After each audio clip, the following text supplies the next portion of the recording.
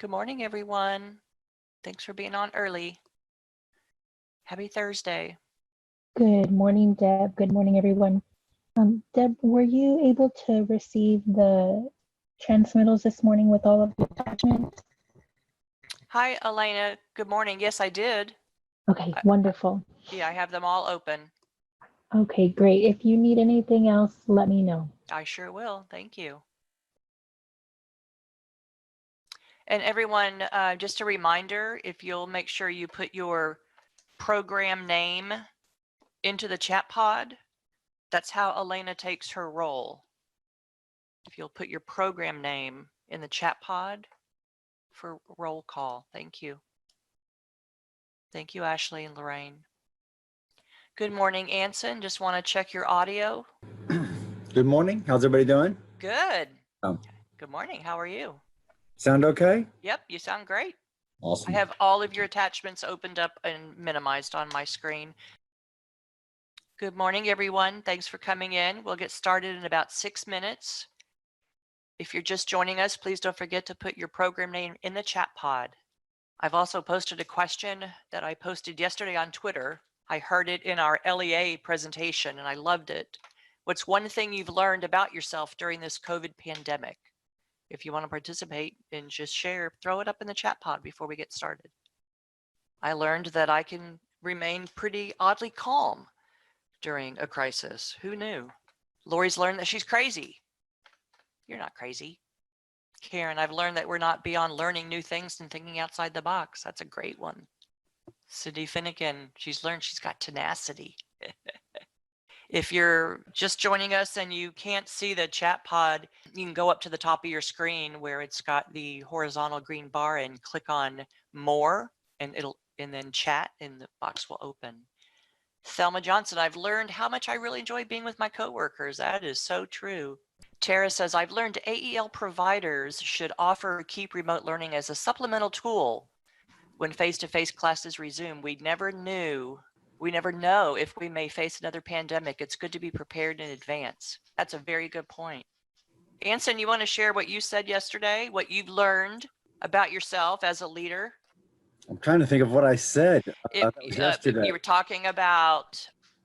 Well, the thing I learned, two things. One was how much I like to engage with people, in person. It's hard for me to do this and not like be in a room and be in a meeting, although doing it remotely is much easier than I thought. And then the second thing, which is related, is I've learned I've got to block some break times in between things because absolutely. There's no time to walk between meetings or drive to another building.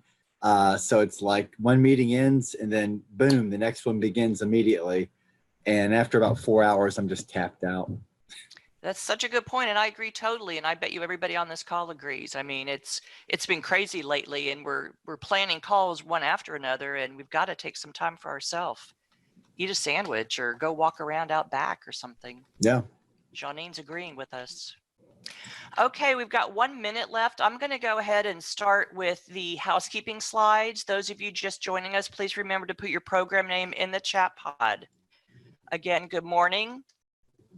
I think we're all used to the webinar housekeeping rules, but I just want to go through them quickly. Just as a best practice, we're all going to keep our cameras off so Anson can stream his video if he'd like. We've muted your audio lines as we get through the webinar. If you have a question for Anson, you can type them in the chat pod, and just remember to select everyone when you post your comments. If you are having problems, here are the phone numbers. I can have Beth put that in the chat pod here shortly. But I think we're going to have fine with the audio connection. I'm going to skip through this slide. With Zoom, here's where you have your audio controls. If you feel like you are connected, but you're having trouble seeing us or hearing us, you can click on the small arrow next to the microphone to display the audio options. Sometimes we have a speaker in our computer or in our camera, and we have a headset on. So you just have to choose the right option. That's where you do it, that button there. We have also the control button. So when, for example, showing you this PowerPoint presentation, if you want to see the participants in the chat pod, click on the participant link and the box will open up. and make sure you click on the Zoom group chat to open it. Here's what they look like. When you click on those buttons, you'll notice that the participant and the Zoom group chat pods are open. And just make sure on the bottom of the screen here that when you've got your Zoom group chat pod open, that you have everyone posted. We do have group reaction buttons. There might be a time when Anson says, raise your hand, or do you agree, yes or no? Just know that those options are on the bottom of the participant page. If you need to put your name in, you might just have, I noticed someone just said AEL 2560 or something like that. If you ever need to rename yourself, we have the rename feature. There's a more button next to your name in the participant pod. You click on more, then rename, and then you can enter your name. When we have Anson sharing his screen, you might notice that the control panel goes away. You still have access to it. Just hover over the button on the screen and a floating panel will appear. And when you stop sharing, your chat and participant panels will close. You'll need to click on those icons again to open them. When they do stop sharing their screen, sometimes we kind of lose control and can't find where the Zoom button is. So for Windows users, you can click on that Windows icon on your keyboard and then click on the Zoom icon to return to the Zoom main page in the window. It's that icon of the video camera. This is a slide for when we do have PD certificates of completion, which we don't for these calls, and we aren't going to have a webinar evaluation. So thank you so much for joining us. Just remember to turn those items off. And I'm going to stop sharing my screen and let Anson take over. Anson, it's all yours. All right. Well, good morning, everybody. Hope everybody's doing fine. And I'm going to get my controls up here. All right, I want to begin by, let's see if I can find my picture here. Welcome, everybody. And let's see here. I'm not seeing it. There we go. I want to wish our fantastic admin, Elena Zachman, her administrative assistance day yesterday, and we had a great time. She had a great time, and we had a great time giving her some gifts. You guys know Elena. She's what makes it happen for us in terms of keeping the trains running and keeping things up on task. She's only been with us for a short time, but Elena has just been a breath of fresh air for AEL. So many thanks, Elena. I'm sure the people out there appreciate your customer service and amazing skills. So thanks a million. And she's definitely the one that has helped us on the technology piece. Elena's got the skills when it comes to that stuff. So many, many thanks. I wanted to spend some time and go back to our agenda here real quick. Hold on.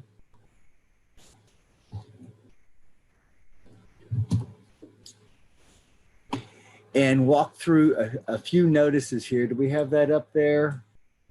I'll see the agenda. Okay. Yes, it's up. Yep. All right. So we have a lot on today's call. So y'all take notes, and there's been some several rounds of documents coming out today. We did a few about an hour ago, and then we did one as Beth was reminding or Deb was reminding everybody a minute ago. These are draft letters that we want to get out to you, and I'm going to spend a lot of time going through them, but I wanted to, we're at a time where we just need to get that information out to you in draft form. So keep that in mind, and we've marked draft on them and in the file names, but we'll go through those. If you didn't get them on the call, or you're getting to your email late, or you're on your phone, don't sweat it. You're going to have that information. And I'm going to do screen share so you can see some of the content today. So be patient, listen, and ask questions, and I'll be checking the chat, and I'll ask Deb or somebody else to alert me if there's something that comes up that we need to talk about.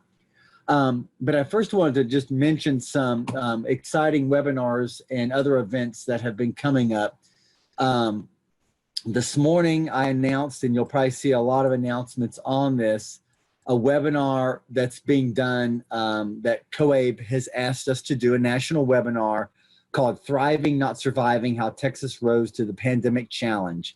And this is kind of y'all's story, and I'm going to tell it with Glenda Rose from Community Action of Central Texas and Melanie Garcia from Socorro ISD. And we're going to really talk about what we have all been going through for the last couple of months and what I've done at a state level to make things flexible or happen or provide additional funding, those types of things. And then Glenda and Melanie are going to really talk about, given that kind of feedback and guidance, like how did they get things up and running in Texas? We are really being seen as a leader in the country on how we've made such a transition yesterday. I talked to people every day from out of the state, and they're asking us what we did and how we're doing it and how we do this. So it's a great time for us to reflect and be proud of ourselves. Everybody out there has been contributing to that.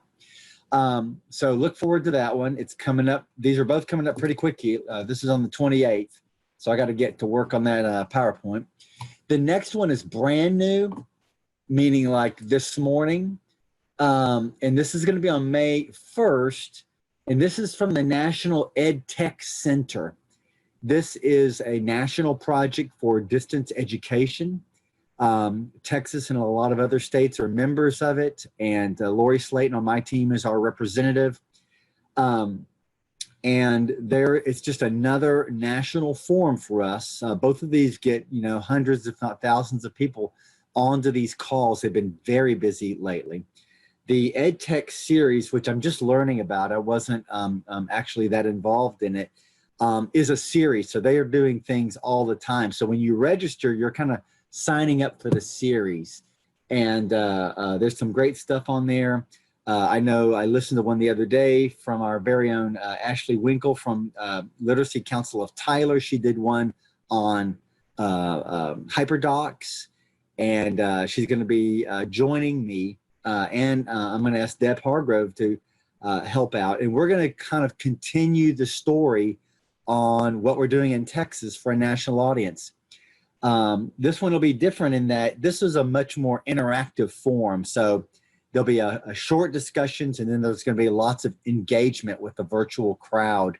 So I'd sign up for that one too. Should be really popular. And it'll be good to hear what your peers are doing and hear what some of the other ideas in other states are going on out there, because there's a lot of innovation right now.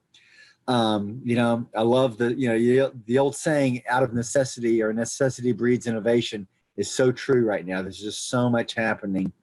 And when we've got a lot of kind of dire news around us, sometimes it's nice to see that in the work we're doing, we're seeing lots of evolution and creativity and innovation. Most of it coming from folks like yourselves. The last thing, another great shout out for Texas. This was a surprise to me. I didn't know this was coming our way. National Skills Coalition, a really great think tank up there in Washington, D.C., publishes fabulous stuff. Published a brief on digital literacy that featured our very own Region 1 Educational Service Center down there in Edinburgh, Texas, serving the middle of the lower Rio Grande Valley area. And then our FAQ was actually highlighted in that as a resource. And so now, amongst other things across the country, Region 1 got noticed, our FAQ got in there, and it was just a really nice validation of what we're doing here in Texas nationally there. That National Skills Coalition has posted, take a few minutes to check it out, a series of briefs on digital literacy. That's not distance learning. That's not like learning on Aztec or another software program. It's really how to use a computer, how to access the internet, all those kind of real fundamentals that many of y'all are struggling with some of your learners, I know.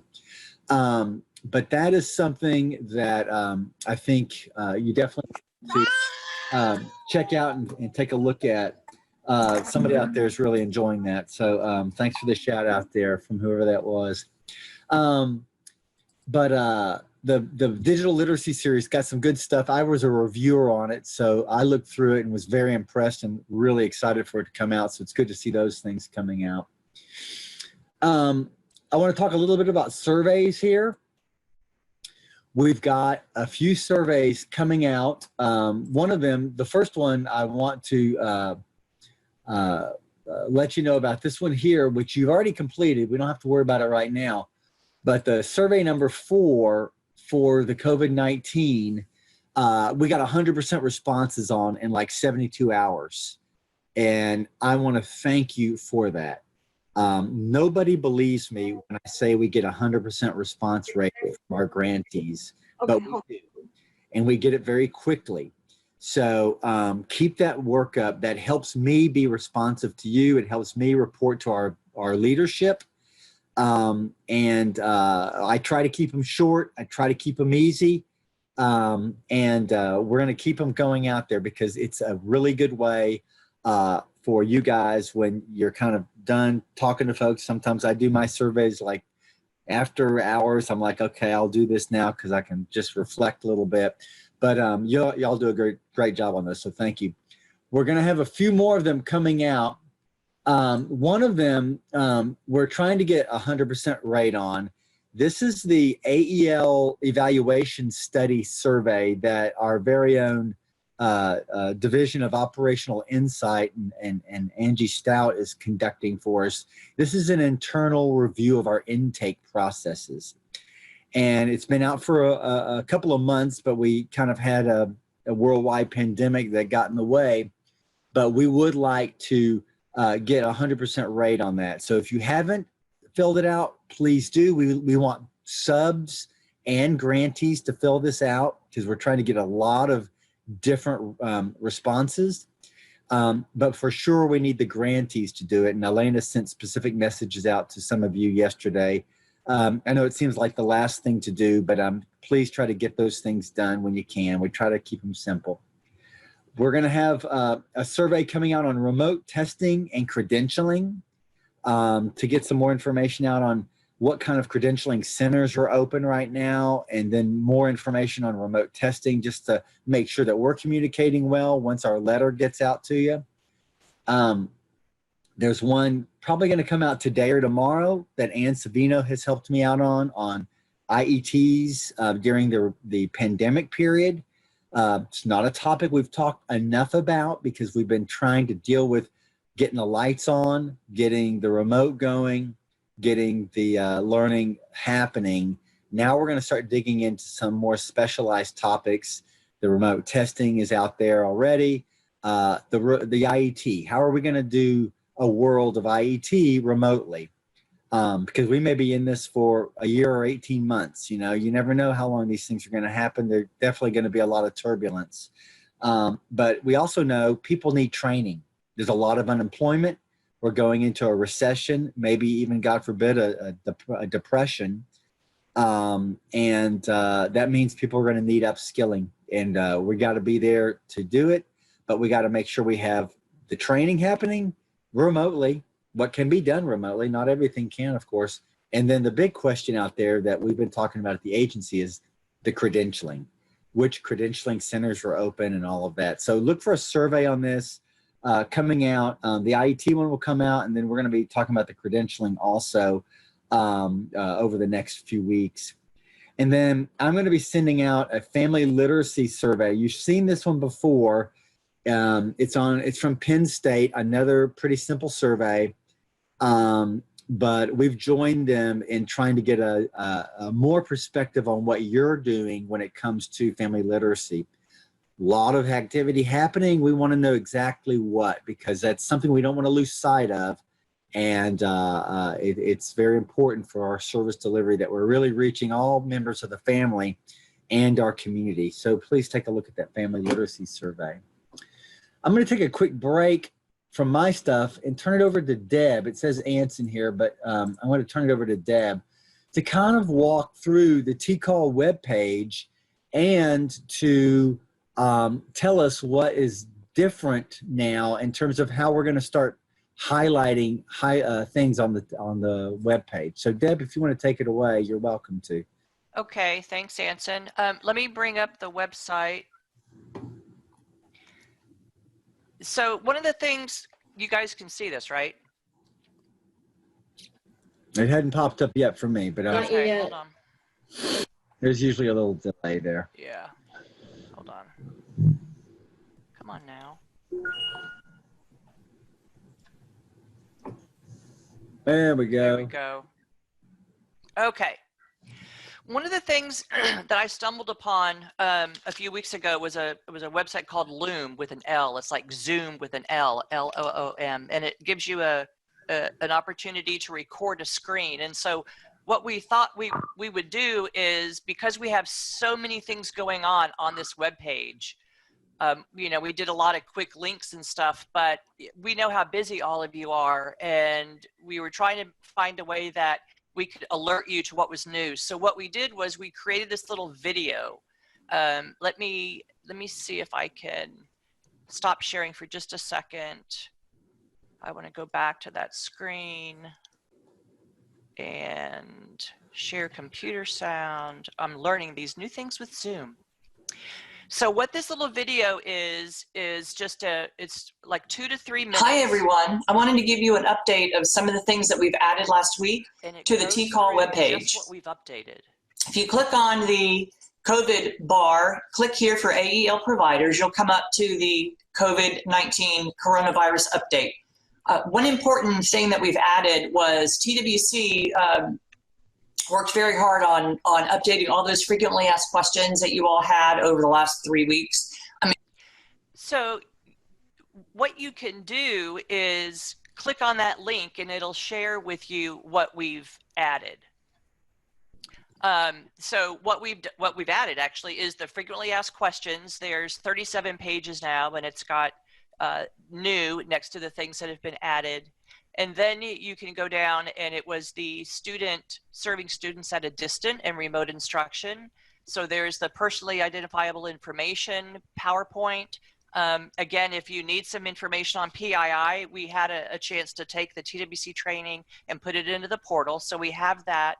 And we added a couple of things on the teacher side and the student side. The teacher side, what you'll see in this video is a new link to a place called Ditch That Textbook. New Readers Press has some free online stuff. And then North Star added their basic computer skills training free. I'm assuming this is what you'd like me to share, Anson?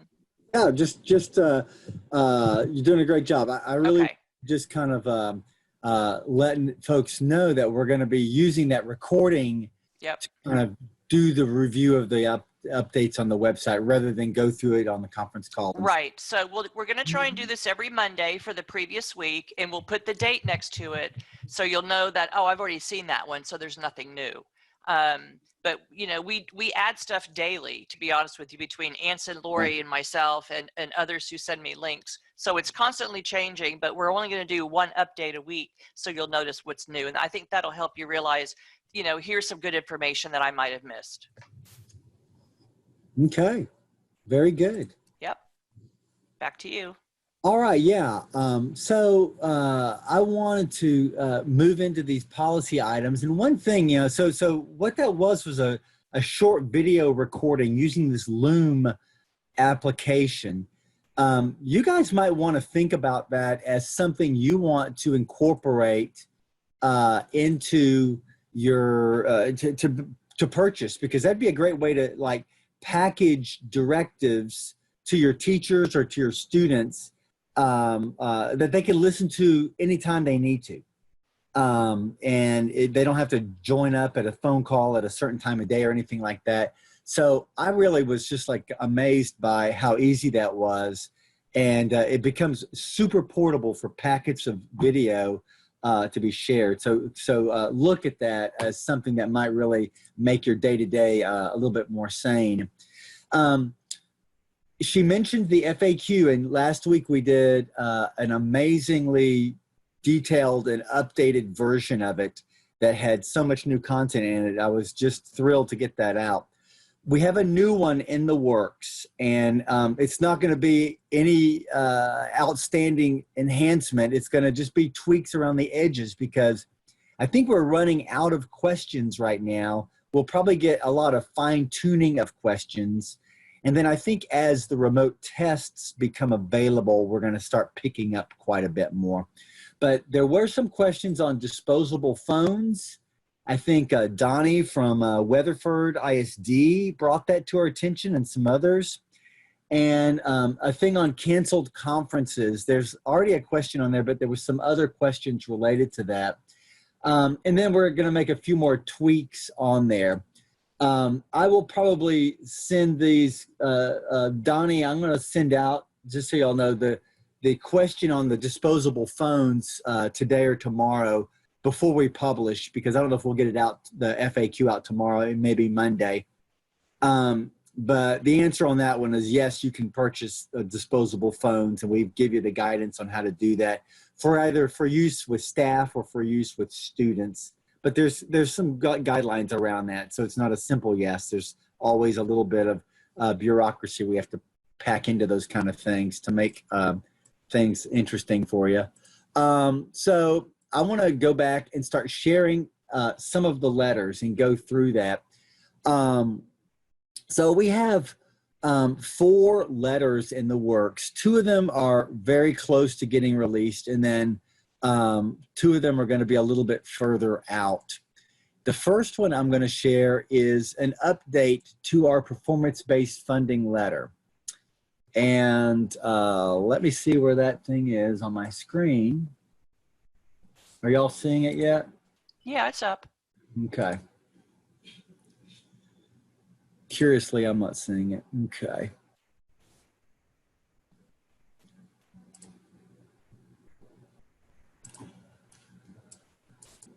Okay.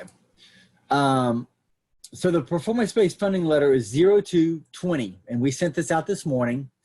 So this is performance-based funding, and as you remember, the commission on April 14th released the Q3 performance measure. We rescinded the measure and sent the money out to you guys actually that day or the next day. So that was immediately released to you. The letter, we just sent you a track change version. This is not the final, and it'll be going through our processes, but it just adds some background on the pandemic and what the governor has done and what the commission has done. More details on what the commission has released on that vote. So it was this money and then the workforce innovation, integration and follow-up funding guidance. We'll talk about that in a second. And then in the letter, if we scroll down, you'll see category B, measurable skills gain measure, that one that everybody out there was racing for. And then we had this pandemic just really set on us. And it's caused us to have to rescind this because there was not sufficient testing happening for students to really give you a fair shot at the measurable skills gain measure. A lot of people were going to test before spring break, after spring break, you know, those things didn't happen. And so we rescinded it and released the funding. I put an item in here because we had a few of you that said that you really needed some language that said, you know, that you needed to use money for emergency pandemic related expenses. Because a few of you said, well, my finance office won't process a PO for software because they don't think it's related to the pandemic. So I tried to be explicit that these funds need to be used for the purposes that the commission released them for, which has to do with distance and remote education, services, expenses, including laptops and computers. And then we're going to be asking you through a separate report a monthly update of what you're buying and what you're spending on. And we're working on that. We don't have that out yet. But the commission wants us to kind of tell them how it's going, what people are using this money on, And if we need more money, it's really part of the rationale is they want to make sure sufficient funds are put out at the local level to deal with emergency situations. So take a look at the letter as a draft, and we will be getting this one finalized pretty soon. It has an attachment, so I'm going to open that attachment up here. Let me get my controls back. All right. And the attachment is here. You got this sent out to you also. The attachment lists the allocations or the release of funds, category B right here. It was 66.7% of your 3% performance-based funding. And you got your amounts by grant recipients. So this is at the grant recipient level. Grant recipients distribute that to their subs as they have deemed in their local policies. So this is one of the areas where additional funding is put out there. And we're going to monitor that as we roll through. You guys are never shy about it, but don't be shy about saying if you need additional money or how the funding forecast looks like. We're getting here closing in on the end of the year. So remember, you're going to be getting more money coming up and in July 1st. And so you maybe have enough to go through and make it through the end of the year. If you don't, you need to let us know so we can start talking to our commissioners about what other funding might be available. Before I get into the next letter and additional comments on funding, I wanted to ask if there was any questions coming into chat. I haven't been reading it. There was a question from Kim Vinton, but it was more for Elena. Okay. Elena, for the survey that Anson was asking us to complete, if you did not contact them, does that mean that they've already completed it? I'm going to go ahead and pull the responses again this morning, since I know several of the service program specialists reached out directly.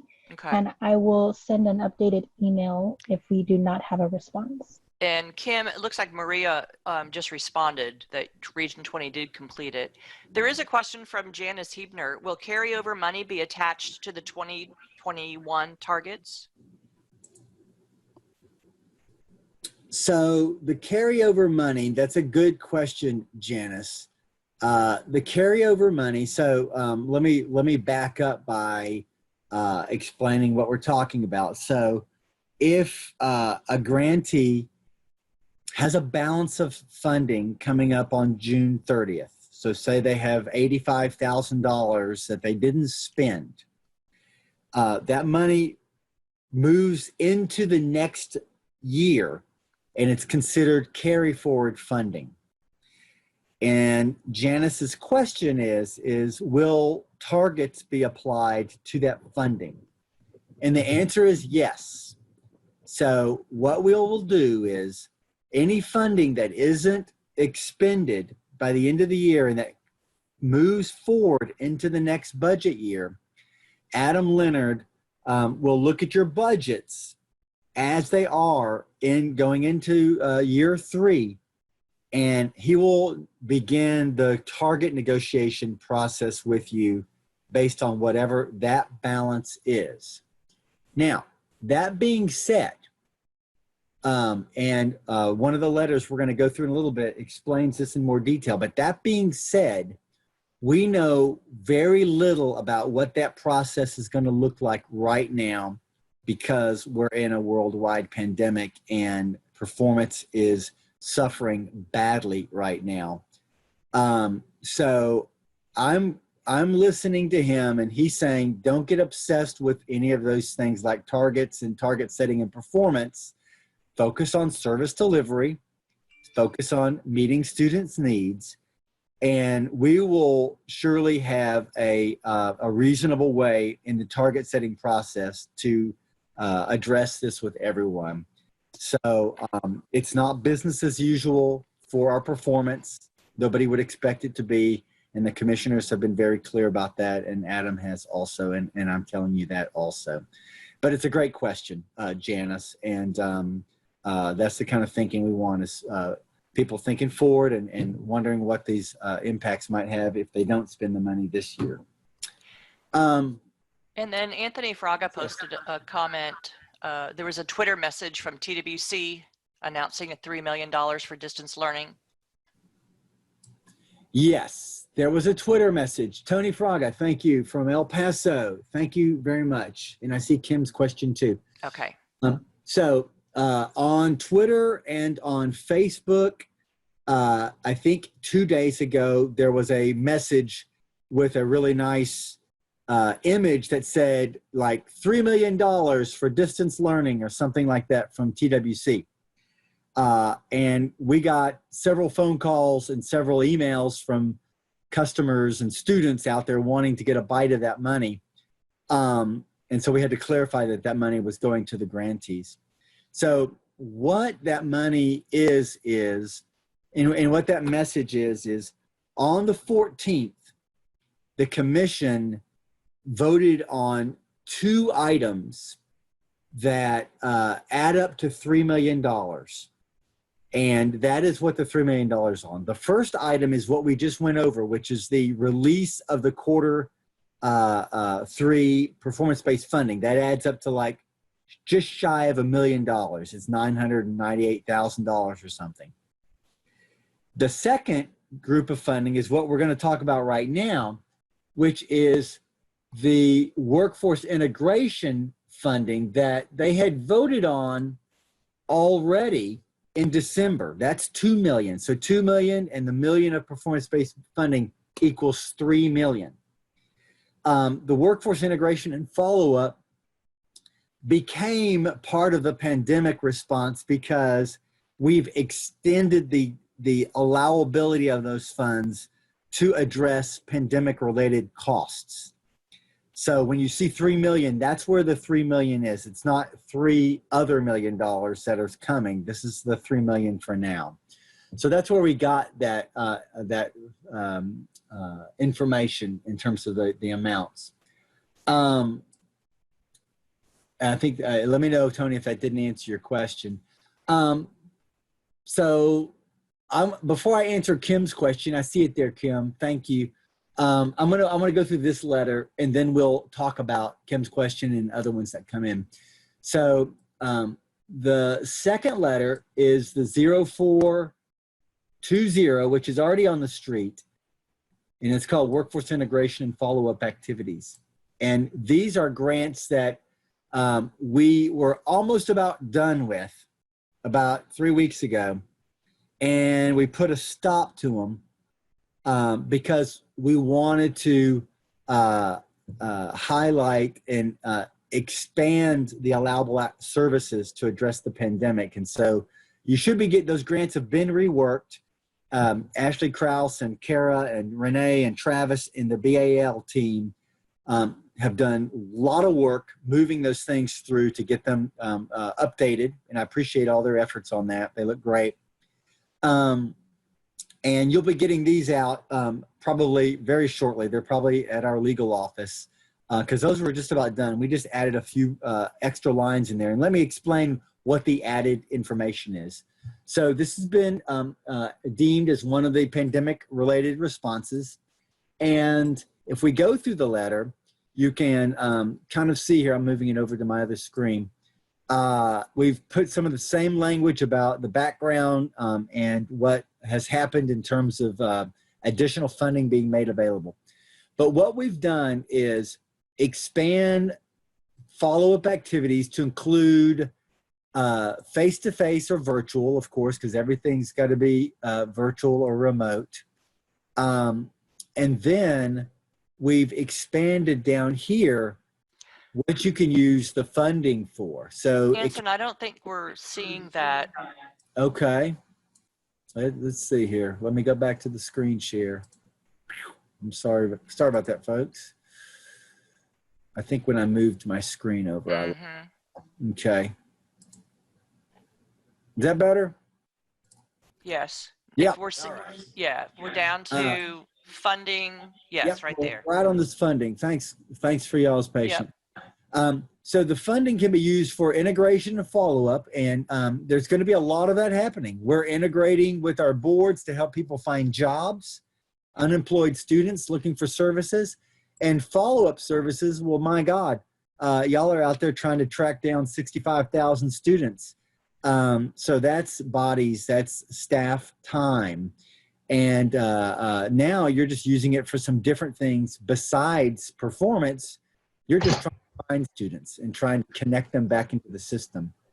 And I know there's probably a lot of students you haven't found. I just heard the other day in San Antonio, one of our school districts still hasn't gotten in touch with something like 40,000 public school kids. No word from them. They haven't been able to get a phone call to them. They haven't been able to get them remotely. Y'all are probably in the same situation, trying to track people down. It's very difficult to do sometimes because people have tenuous lives. They have cell plans that run out and they don't replenish them. They're unemployed. They don't have money to buy cell phone plans anymore. It's going to be hard to find people, but the follow-up staff and follow-up activities are going to be critical. So those have been kind of updated to include outreach.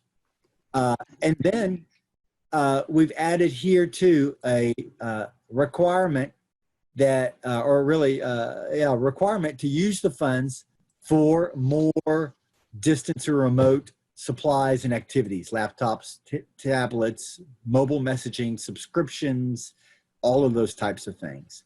So the option is yours to go out there and expand because you need to. These might be pieces of equipment for your students. These might be iPads or tablets to loan to students. These might be staff-related equipment, hotspots, etc. We're trying to knock down every barrier we can find in terms of a constraint that we would place on your ability to get out there and make the services available. We've got guidance on how to loan laptops and tablets for you. I think it's in the current FAQ. If it's not, it'll be in the new one. But you've got the money out there, and I'm asking the consortia to be wise in how they distribute that amongst their programs. I know there's inconsistency with who's doing more remote than others, and so there might be a lot of discussion that needs to happen to make an equitable split of those funds to make sure that those funds are getting put into full use. Anson, there are some questions in the chat Good. pod. The first one is from Nancy Crawford. I get mixed up about this extra funding and formally discussed deobligating and reobligating funding. Are they two different things? Yes, yes. This says these funds, the workforce integration and the performance-based funding relief are completely separate from any discussions on reobligation and deobligation. And that discussion is not off the table, but it is not the main course right now.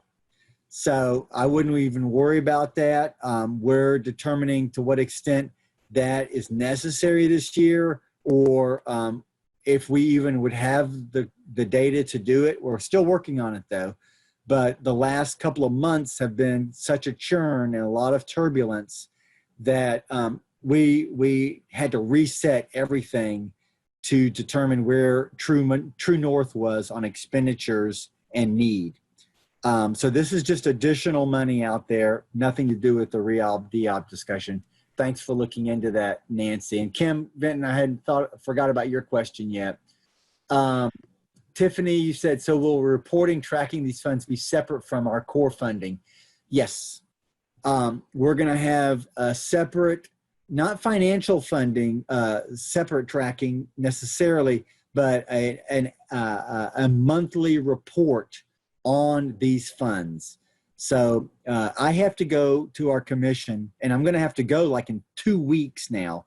So that's a little early, but I've got to at least give a report back that this money has been released and this money is coming out the door and contracts and stuff like that.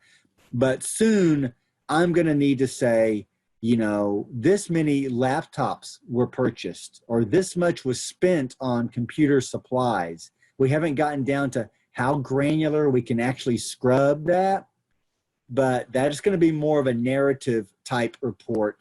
And I've placed our admin supreme, Elena Zachman, as the reporting czar on that for me. So she's going to work with me to work with you to kind of track how you're using that money.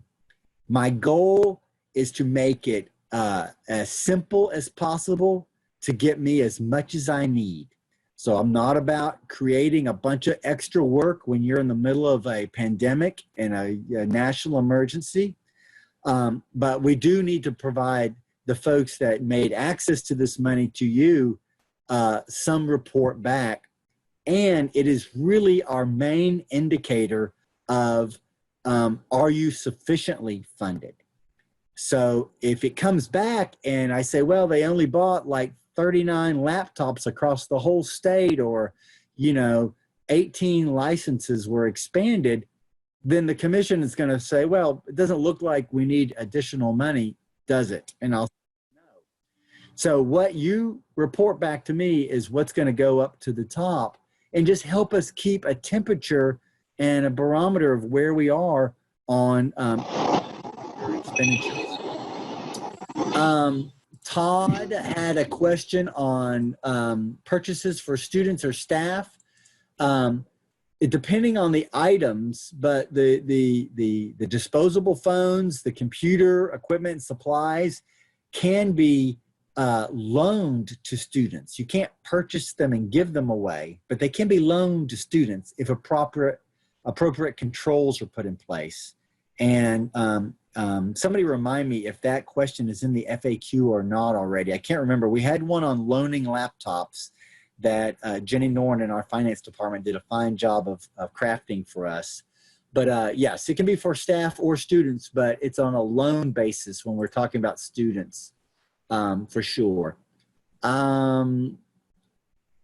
Where do we look for a concise list of questions that need to be asked for follow-up requirements? Are you employed, etc.? We haven't developed, it's a great question, Eva. We haven't developed a kind of form on what to be asking for follow-up, although those questions have been discussed. And if Mahalia is on the phone, I would ask her to remind me where we landed on that, because it's not coming to my mind, although I know there was quite a bit of discussion on it. So Mahalia, if you're out there, think about it and then chime in here while I move to the next question. And I'm going to come back to Kim's. Here's one from Kim. Performance-based funding without the performance and WI initiative need to be tracked separately. Yes, we're going to find a way for you to track. The performance-based funding is going to be more difficult, if not kind of really difficult, because it just goes right back into your budget.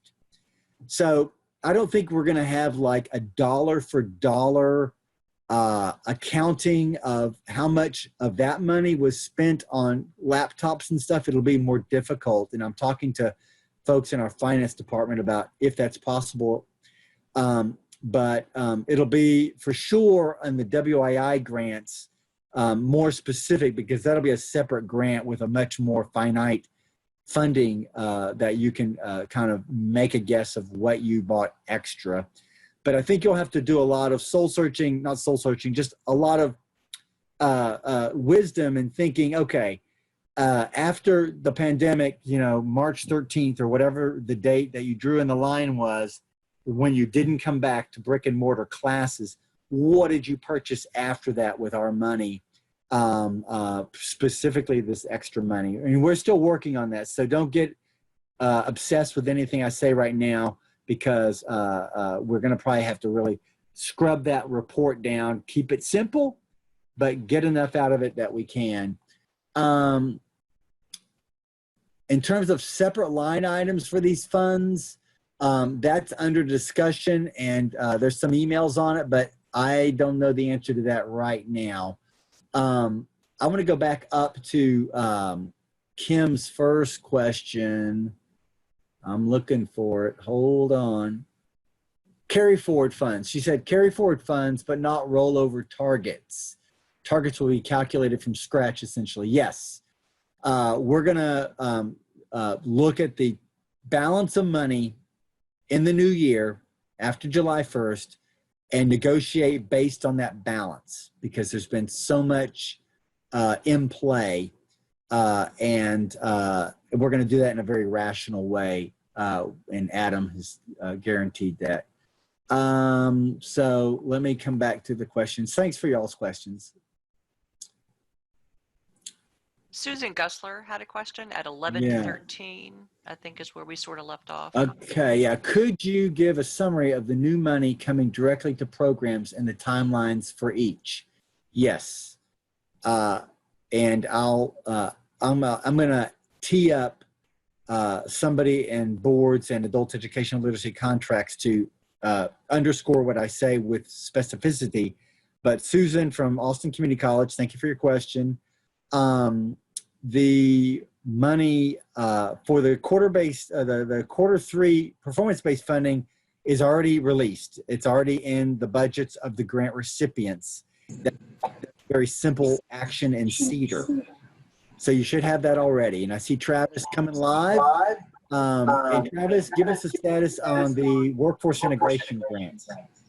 Okay, so just to reiterate, yeah, literally upon commission action, we instructed finance to go ahead and release your quarter 3 funding. So within 24 hours, that was released to you. And so last week when we had this call, you already had the money available to you.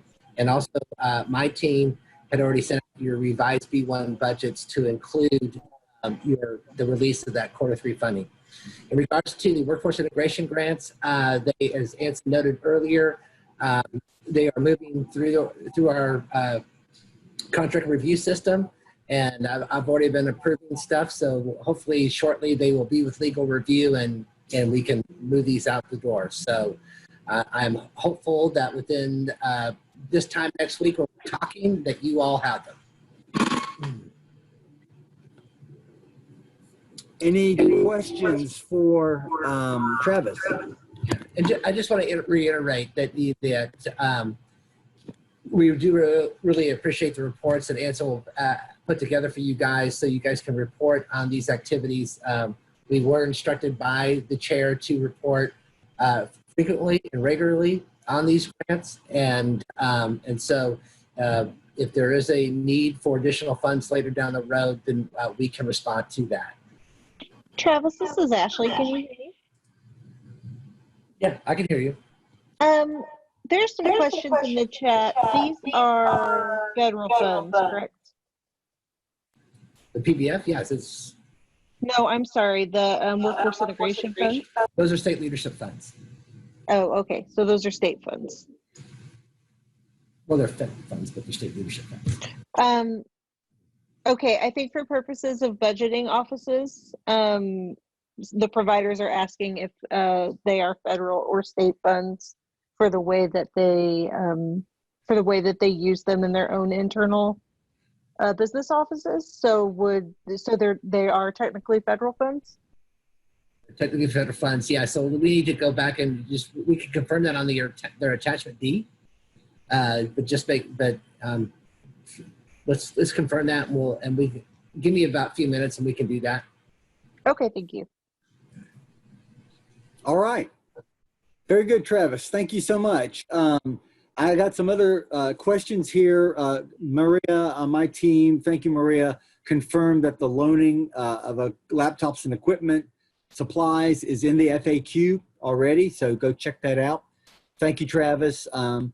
And then Mahalia confirmed with Eva and others out there that we're going to develop some technical assistance on follow-up questions and services in terms of if you're following up related to performance. So that's something I knew we kind of found a happy medium there. Some other questions: what measures of accountability for these items is being used and enforced? In terms of measures of accountability, those would be related to your expenditures primarily. And then if you're applying these funds for the purposes for which they were determined, we don't have targets related to how much you buy in terms of computers and stuff like that. So there's no hard deliverables like numbers of units or anything like that. Loaning prepaid phones will be added in the next FAQ. Thank you, Maria. Let's see here. Christy Heyman. She just said, we have had issues with providers finding vendors that have technology equipment available. Is anyone encountering this? Yeah, I think I hear that all the time. That's because everybody on earth is trying to buy this stuff. So I think patience and stick to itiveness. If anybody's got good ideas, please share them with Christy out there in Region 6. Sherry Smith, some questions on how do we report funds on equipment, laptops we ordered, but it's not due till June due to back orders. So Travis or someone else, that would be a question I think is very relevant is because of delays in especially hard supplies like equipment and computer supplies. Talk a little bit about, say I put an order in today, but it's not going to come until like June, maybe July. Like what are things in terms of the accounting side of things should we be thinking about locally? Anybody from Bell can clarify that? This is Kara. Can you hear me? Yeah. Okay. We've had this question come up before, and the way that we've been answering it is as long as you've put in the order before the end of the funding year. So if you order now and it turns out that the vendor is backlogged, well, there's really nothing you can do about that. If they're backlogged, they're backlogged. But if you've gone ahead and made those purchases and you've spent them with this year's money, that's okay. Because it's due to situations that are out of your control. Does that make sense? I think it does. Okay. And hey, Anson, just to confirm for the WII grants, they are Fed funds. So. Okay, WII are Fed funds, and Ashley confirmed, yes, you're going to have through June 21. So we're not going to give you a grant for 2 months. These things are going to go well past. So that's good news. Thanks for clarifying that, Ashley. So let's see here. I'm going to let everybody know we're going to be running over the time period here. So I might be biting into your lunch, hopefully not into another meeting. Okay. I'm not going to look, if somebody sees another question in there that needs to be responded to, let me know. But I want to move on to our next letter and start sharing that. That's the new one. That's the big news. So let me bring that up. And that is going to be the remote testing letter. Hot off the presses. And this letter has never been viewed by the general public yet. So hold on. I'm going to get it on my screen here. We see it. Y'all got it? Uh-huh. Okay. Okay. So this letter, Fabiana Ramirez worked super diligently this morning to get this into something that wouldn't embarrass us to send out. We had a lot of track changes and stuff in it and a lot of comments, which means it's still under wraps and it's still under development, I mean. But I wanted to get it out to you because this is on everybody's mind. And I want you to get a heads up on where we're going on remote testing. It changes every day. Some of you know that because you're joining the webinars from DRC, GED, CASAS, Cal, and it's going to change. It's going to be a very fast-moving environment. You can rely on us to keep you updated via the letters and the remote testing chart that's on the TCall website. If you go up there and look in the quick links, you'll see it. And the TCall folks have been phenomenal in turning edits around on that website. So as soon as we get news, it's going to go up there, and I will send an email out. But but we need some policy. So some guidelines. And so we've moved a lot of things that you saw in the FAQ into this letter. And I'm not going to go through the whole letter because I want, that could take a whole hour in itself. But I want you to start digesting this. And I'm going to send a survey out probably tomorrow where you can start asking questions. But we go over some overviews on performance to give you some background on what we're thinking, and then overviews on remote testing. But if we get into the requirements, we've defined some new definitions. One is a non-approved test, non-NRS approved test. So you might recall, we're allowing you to use some other measures for placing students, not for MSGs, but for placing students when you can't test on a TABE test or a CASAS test yet, because that's not become available yet. So we define that. We define the PASAS tracker, the Pandemic Affected Staff Determined Eligible Students tracker, which we've gone over last week. Remote testing, we define, and then NRS approved tests we're all aware of. Those are the ones we use every day or we're using every day. The letter itself talks about performance accountability, and I want to underscore a couple of things briefly. One, we go on the record in a AEL letter to say the priority is on focusing on serving students and not performance accountability concerns at this time, because we're transitioning into a new field of service delivery during a national and worldwide emergency. And then we talk a little bit more about how we are engaging with our partners to try to determine what a new performance accountability model looks like, and negotiating with the federal and state partners in that process. We also go on record in saying no adult ed program will fail performance solely because of the pandemic and related efforts to slow its spread. We expect a lot of impact and unevenness even when we go remote. And you heard this last week from me, but students are going to have access. It's going to be limited access. We're not going to just flip the switch and go into a remote testing world overnight. It's going to be very messy and difficult for many people to complete tests via remote. But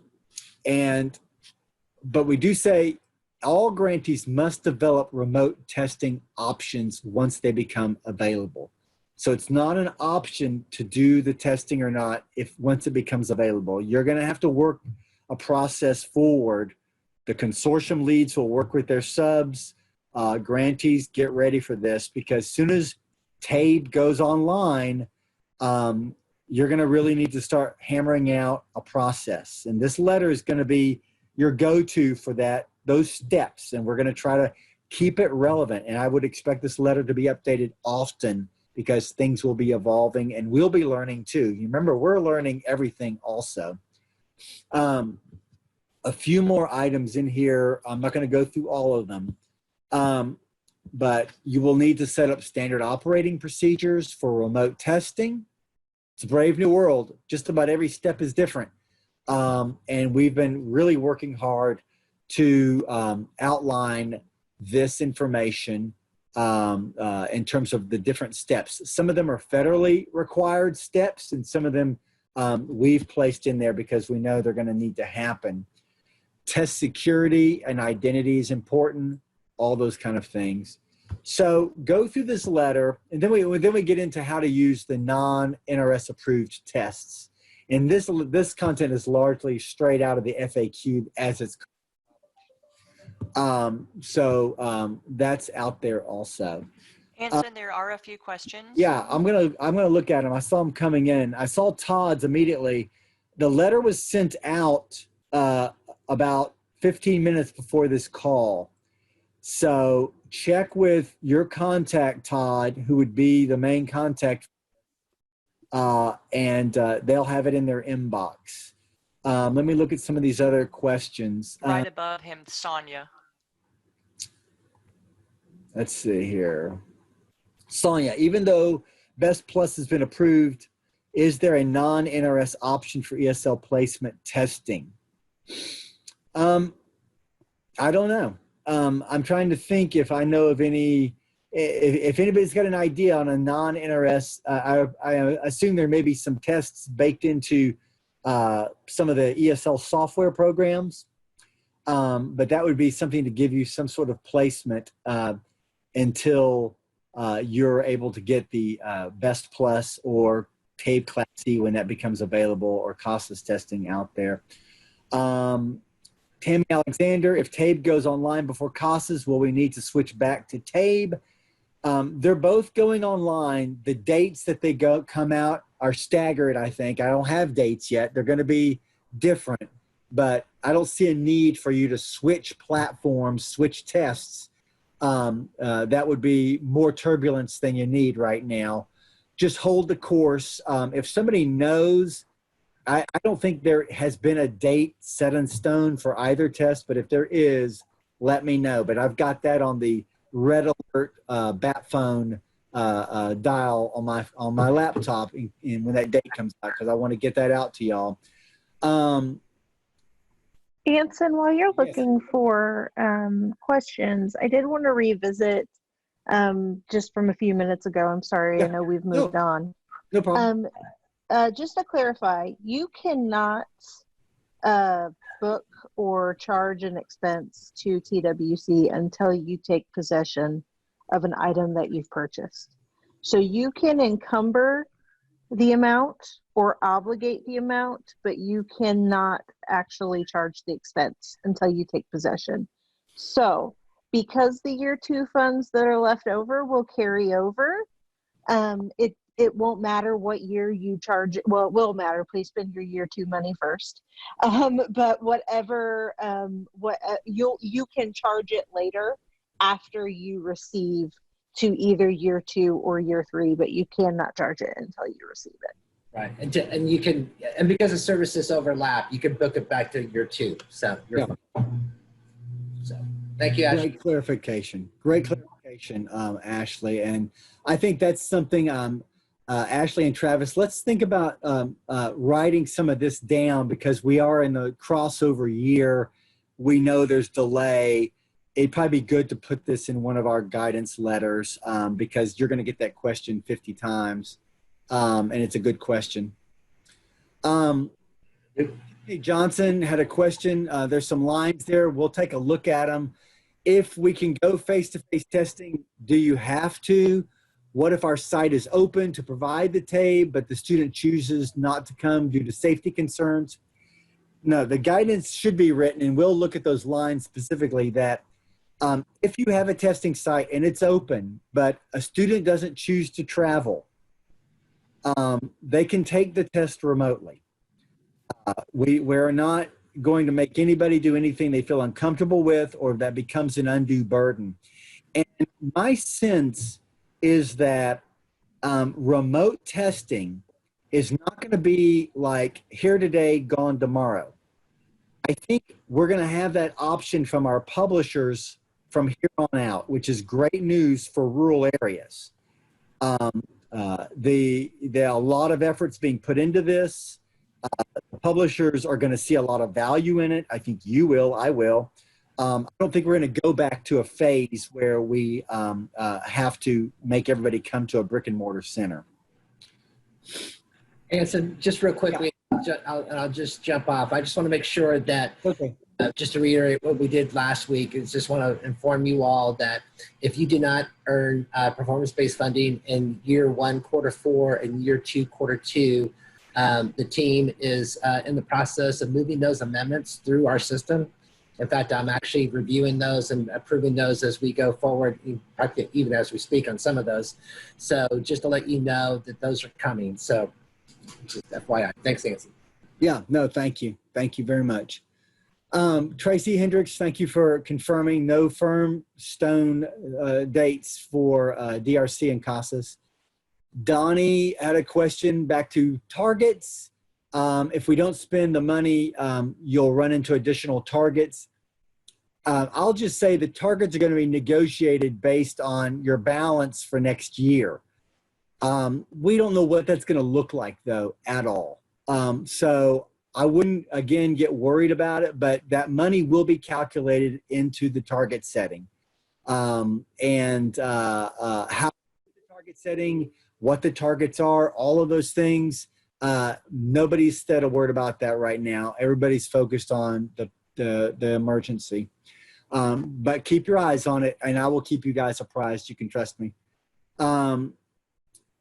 Let's see, Tiffany, line 37, the 30 days of achievement in teams, does that seem reasonable given the flexibility of delays, national credentialing like the NCCCR? We'll look at that line too. So Fabiana, for sure, let's look at these comments from Tiffany. She's reading close, which is great.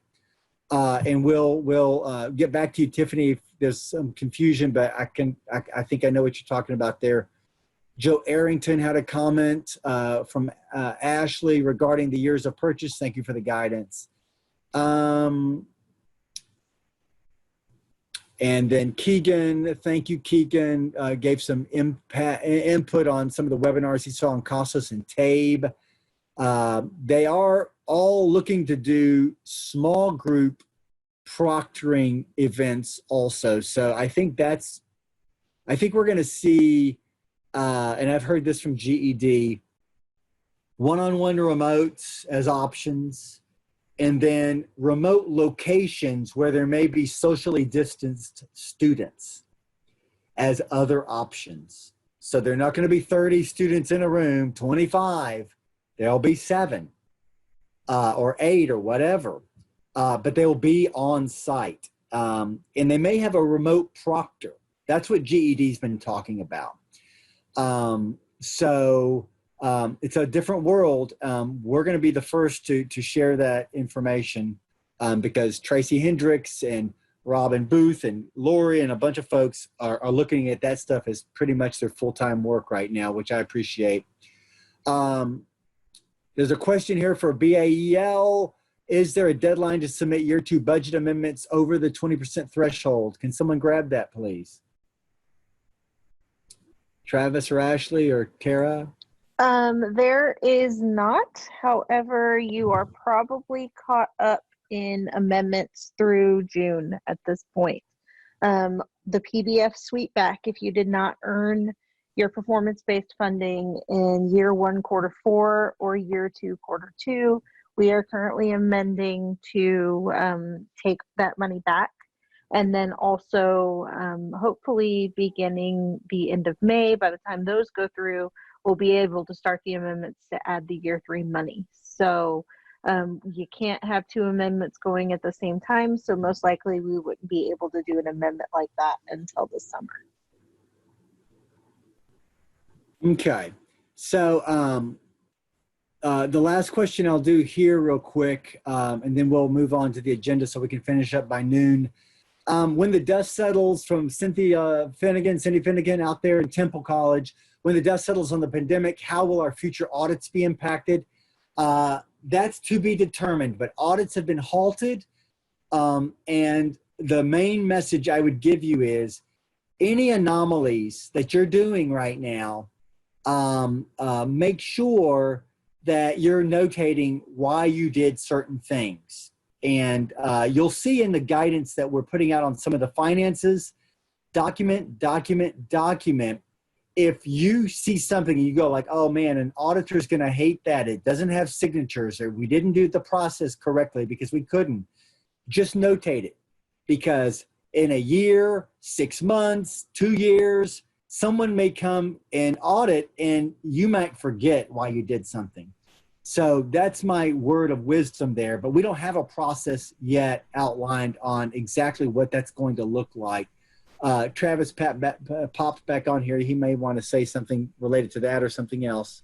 Right. And yeah, you know, if you all were at the financial conference last year, Charlie Watts kept, saying one thing after another, but he said document so many times and everything. And, I had a discussion with him, outside during one of the breaks, and he said, I can never I can never find anybody if they documented reasonable and necessary.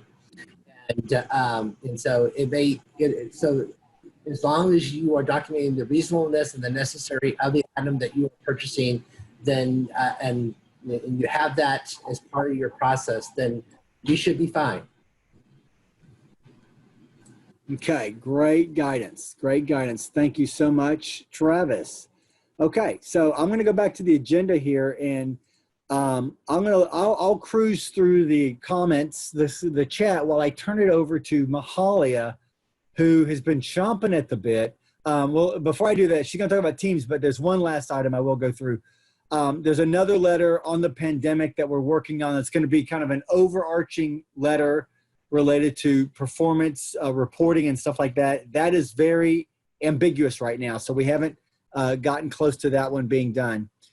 But something real important that is close is I'm going to be sending out shortly, probably in the next few weeks, the assessment guide for next year. It won't be effective until July 1st of 2020, but I want to send it out. It's going to include an appendix on remote testing, and it's going to provide some additional information on just other changes we're going to have to make related to the pandemic. So look forward to that for review, and we just want to give you plenty of heads up and planning process on that. Tiffany Lee, I'm thrilled you're excited about the assessment guide. Yeah, it's been a long time in the making. For sure. So let's turn it over to Mahalia and Teams Release 5.1. You got the helm there, Mahalia. Good morning. Can you guys hear me? Yep. Perfect.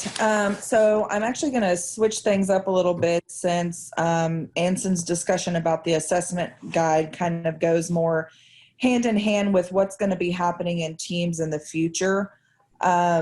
So I wanted to let you guys know, so the assessment guide that you guys have been sort of working under and developing processes around for PY 1920 in the program year that we're in, had a couple of changes in it, like 150-day test validity, exiters who are returning to services, needing a baseline, all of these kind of things. So I wanted to give you an update on what we're thinking about with Teams for PY 2021. With everything that's going on currently, these are the steps that we're moving towards and that we're going to be working towards over the next couple of months. The first one is, and you're going to see this in this addendum to the assessment guide, which really has to do with this emergency pandemic that we're in, and that is to continue to allow the 365 days for a test to be valid if you're wanting to bring it forward into the next program year. So that is one of the things. So we'll be keeping that in play for the next program year, 2021. And again, this is really, and if I were you guys moving towards the end of this year, and I kind of had this conversation with Kathy Dowdy this morning, if you're trying to prioritize your remote testing and you're going to be moving into that option and you're really trying to prioritize students, you're going to want to look at students that are currently in Teams that have a test that is going to be over 365 days by the time we hit July 1 or by the time you start up your new classes in next program year. So if you don't start classes until September, and that's just your typical enrollment cycle, then you want to make sure that you're looking at students and prioritizing students for testing remotely, if that's the situation that we're still in for that time, because in terms of Teams, it is going to go by that 365 days, which is basically what it currently does. So that's one thing. The other thing is we are preparing for the fact that we will still have issues with this remote testing, just in terms of getting things back to normal. So we're going to be building options in Teams to add participants and add students to classes in Teams without an NRS approved test. So that way we can do away with the external passes tracker starting July 1st, and you will be able to track all of this in Teams, and then we will flag the individuals that do not have an NRS test. That's going to help you, again, to prioritize moving into the next program year who needs to get a NRS approved test in the system. All the questions that you guys have around performance, how that's going to work, I don't have answers for that yet.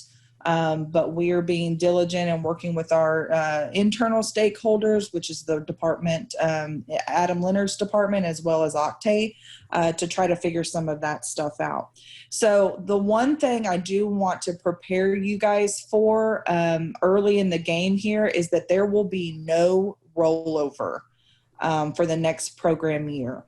So starting when I open the program year for data entry in 2021, whatever date that is, then I just want to let you guys know there's not going to be any rollover, and we're going to be putting out some TA in terms of classes that you're doing this remote learning on. And the reason for that is we want to create some consistency for how we can look at that data and how you guys are reporting that data. We've been very kind of flexible this year just because this thing kind of came out of nowhere, and we didn't want to put any additional stressors on you guys. But I think for next year, it'd be nice if you guys kind of had a little bit of recommendations from us in terms of how to do your data entry for your remote learning classes and how we want to see that set up in the system for easy tracking and for us to really be able to pull information and pull things specifically to remote learning. This will continue to be a hot topic with our commissioners. It's going to continue to be something that we're going to want to look at, I think, all the way probably through the end of the next program year. So those are some of the future Teams things that'll be happening. So hopefully that'll kind of ease your minds at least a little bit in terms of moving into the next program year. The other thing that will be happening, and this is something that was already scheduled, and it goes back to some of the information in the chat about these follow-up services. And earlier in the year, one of the big questions was, well, you're giving us this money for this follow-up services and to track down employment outcomes, and all of this was to enhance performance in the areas of employment and credentials and things like that. But we were limited in terms of what you could put in Teams. And that is what the next release is still focused on, just because, you know, it took 6 months or 4 months to get those things updated, and it'll go ahead and roll out, even though right now that may not be the primary focus for you guys. So I want to talk a little bit about the two things that you're going to have in Teams once this next release deploys, which right now is scheduled for May 15th. It may actually come out a little bit earlier, but that's the tentative scheduled date for the next deployment. The first thing is going to be, we're adding a new support services page in Teams. You'll see this on the participant record, just like you do assessments, pre-post test page, educational outcomes page. They're now going to have a new page called the support services page. This is where you are going to be reporting your high school equivalency vouchers. So keep that in the back of your mind, because that is moving pretty quickly. And just a recap of where we are, that is currently out for public comment. We are working to contract and get language and get everything settled with the vendors and get the process settled. But then once that process is done, you will have the capability right away to enter those high school equivalency vouchers into Teams as a supportive services for these participants. The other thing that I just kind of threw in there because I wanted to take the opportunity is for those of you who are doing like foreign credential translation services and paying for that as a supportive services for your foreign trained professionals, you're going to see an option in there to now report that as a support service that you're providing, and we're going to ask you to do that. So that's one page. The second page, and I'll take questions after this. The second page you're going to see is an employment outcomes page. I want to stress to you guys that when it comes to employment outcomes, that, still the best case scenario is to get the social and ask for socials for all of your students. And that's always the easiest route to go, because we will continue to match through our UI system for that. But this new employment outcomes page is going to allow you to enter in employment outcomes for students that either A, don't want to disclose their social, or B, maybe working in a industry or a occupation that is not reported into our UI system. So that way you can still enter that information. In terms of technical assistance with this, and I mentioned this in chat, it was a great question from Eva, kind of being thinking and planning into the future. So I appreciate that. We are as well. I'll be working with Maria Morrow on our team. Maria has a background with vocational rehabilitation, which you guys know is all focused on employment. So she's very familiar with sort of the things that we need for reporting aspects. So we're going to be doing some TA on that and building you guys some materials and some resources and some tools that you can use when doing follow-up. And that'll be a great little page for you to have, and you'll be able to put all that information into the participant's record. So those are the two updates that are coming out May 15th. And then you will see over the next couple of weeks just some more information from us and possibly from your program specialist, just about tips, tools, and resources just related to those two things.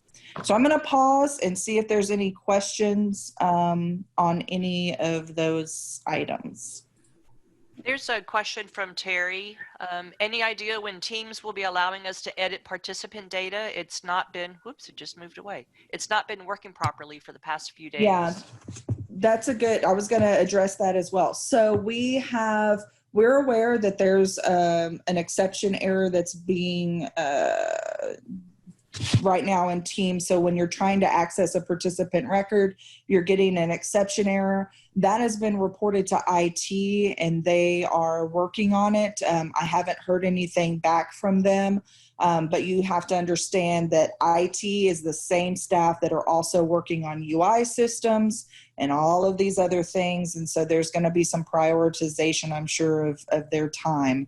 But we're aware of the issue, and I will keep you guys updated via the Teams homepage. I've already put a warning on there, just letting you guys know that we're aware of the issue, and then I'll update that whenever it's been resolved and we've been able to go through and test it and make sure that it's resolved. But we are aware of that issue. And if you guys could just kind of message that locally to your staff, your data entry staff, or people that may be using that, because we are getting like dozens and dozens and dozens of emails about the same issue, and we're aware of it. And then Danielle had a question or comment. Hello, will the data entered into the external tracker for the months of March through May, will they become obsolete and all data carried into Teams on July 1, or will we still submit those external trackers monthly until July 1? Good question. So we will still be submitting the monthly trackers up until July 1. What I don't know is going to be the capability for us to be able to go into Teams and do any retroactive entry of hours for students that, you can't put in Teams right now. Generally, when we update this, so like I talked about, we want to, starting July 1st, be able to put all students into Teams. Sometimes it's difficult to create that particular functionality that we're trying to create retroactively, because it will impact all the other tests and all kinds of stuff in classes, and it may be a mess. We're going to ask for it, but when it comes down to the timelines that we're dealing with, that may be something that we just have to concede on, and we just have to say, okay, July 1st is going to be the date. But I'll certainly, keep that in mind and see if there's any way that we can put the current data that you guys are tracking into Teams. But definitely keep tracking it externally for those new students that don't have a usable test that you can't put into Teams right now. Again, if you can put them into Teams, put them into Teams at the class level. But I just don't know 100% yet. And one final question, Michelle's asking if the support services page can it have an import or export option? They're doing some stuff at Amarillo and they'd want to be able to just import it or export it if possible from Teams. Yeah, and that may be an option that we can do in the future. I already have a bug in to be able to run a report, like a supportive services report option so that you guys can export that. You're going to need that function to be able to reconcile your high school equivalency vouchers. But I could always add an export feature as well if that helps you guys.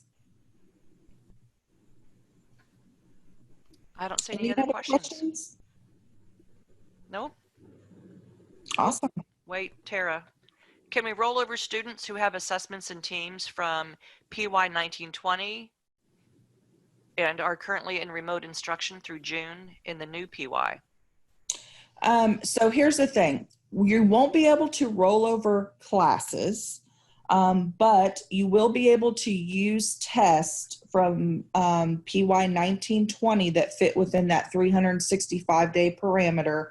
And you'll be able to add students to the new classes that you create in PY 2021 using a test from 1920, basically. But you're just not going to have that class rollover feature to use. So you'll be building classes in Teams in PY 2021, and then you'll be able to just add participants to those classes as long as they have a valid test in the last 365 days. If you don't have the opportunity to, test them before that time. So you'll be able to have that functionality next year.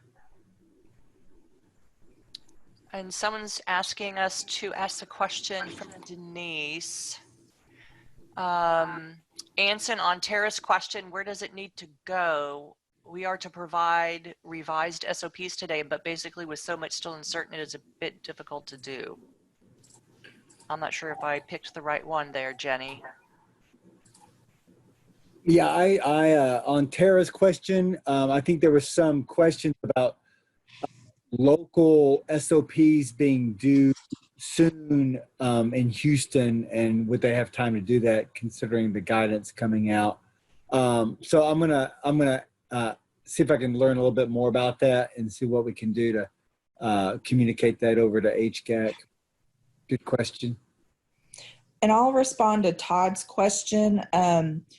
So if you are able, so if you do implement remote testing, sometime as soon as it becomes available from the publisher all the way through June 30th, and you end up, being able to supply an NRS approved test to a participant that you may be tracking externally right now, once they get that NRS approved test, any hours that they're getting, you would want to go ahead and register them in Teams in a class at that point.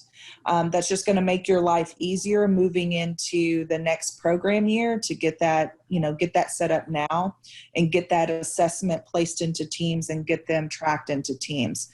So as you guys are prioritizing your remote testing when it comes online, if there are students that you're tracking externally, once you supply that NRS test, start tracking them in Teams. That's going to be the easiest thing for you to do in terms of working through obstacles for PY 2021 and moving students forward into the next program year. Good question, Todd.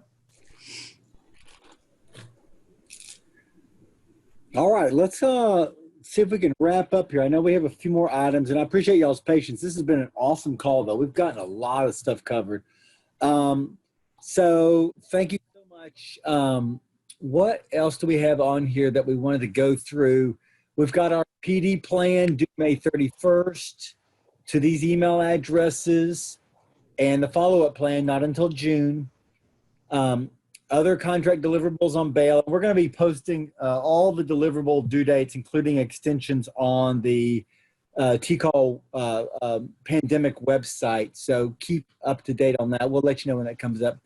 And then, I'll turn it over to kind of close with Deb if she wants to highlight any of these webinars. I know in the chat there was quite a bit of discussions with Oscar and others down on Southwest Texas Junior College related to BEST testing. Deb, you want to close us out here?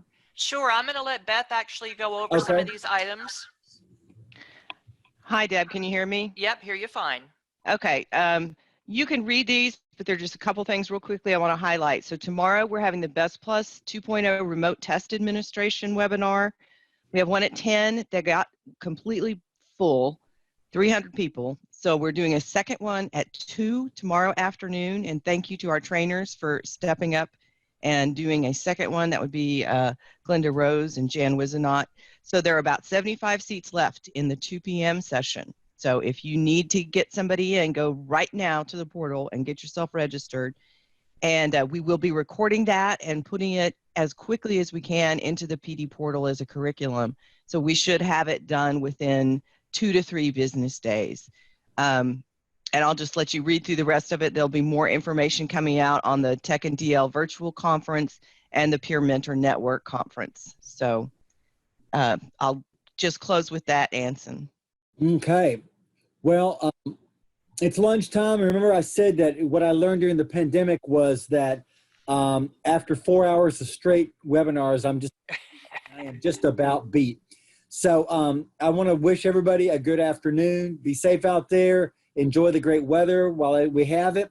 If you have questions, send them out to aelta@twc.state.tx.us. That box goes to me, Maria, and Mahalia, and we will get the question logged and we will get an answer back out. Thanks for your patience, and I'll hang on a little bit longer if people have questions as they log out. Thank you, Anson. Thank you, everyone. Just one more note. If you have not already put your program name in the chat pod, please do so for Elena. And to TWC, we'll send you the recordings in the chat after this is over.